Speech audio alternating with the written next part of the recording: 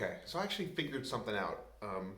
Thus far, pretty much since day two, early, every single thing I've done in this game has been in lockstep with taste.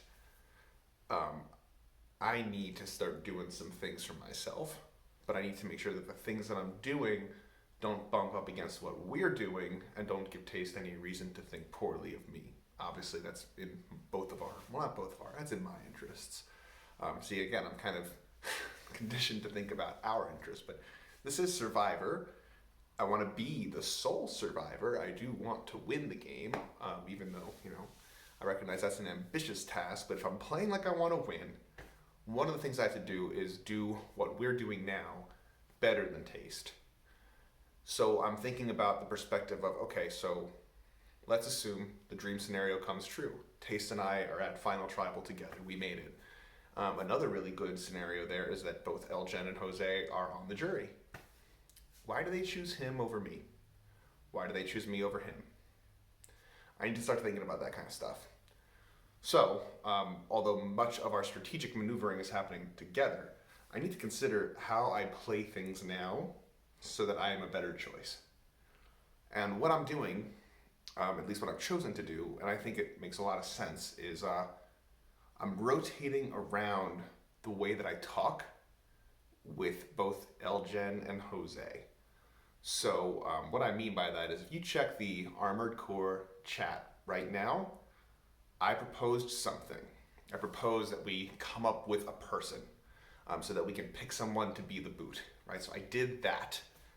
What you didn't see in chat was right before that, I talked about that one-on-one with Elgen, not Jose, just Elgen. Then, immediately following our conversation, I brought it straight to the chat. Hopefully, that makes him feel more important. Makes him feel like I'm going to him over anybody else, because hey, I was. The trick here is I need to keep doing that, not just with him, but also with Jose. So my thinking is, from now on, and there's plenty of time left to do this, even if things do go, hurried up on Monday, I still have plenty of time to make both Elgen and Jose feel like they are maybe my number two. I don't think Jose is suffering under any misapprehensions that he is a number two at all. So if not number two, at least number three. Right now, there really isn't a three. There's a tie for three. They're the same to me. But if they feel like they're my three, that's invaluable. So I'm going to be very deliberate about bringing things to one and then immediately taking it to the group, which makes it seem like I'm scheming with them specifically. And hey, I am, and there's nothing illegitimate about that, but it does give them a sense of value. So that's what I'm doing now. I think it makes sense. I do need to be somewhat careful to make sure I'm hitting the right tabs, but as long as I do all of that correctly, I think that gives me the best angle to be like the number one here. The flip side to that is I might just be doing too much. Kind of feels like I am, but taking all that away, by the way, I am nervous about Monday night and what happens. I don't think this is going to be a straight, I don't think this is going to be a go do the challenge, one tribe wins, one tribe loses, Tribal Tuesday. That's definitely not happening.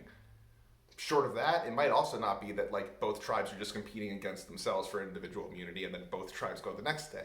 That feels like the most likely outcome, but I don't know. Look at the thing that I brought up in the alliance.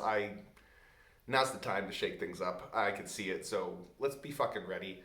And while we're doing it, let's have everyone think that Chili has them higher up on his list than perhaps they are, because that serves my interests. So that's kind of where I'm at. Survivor. Yeah.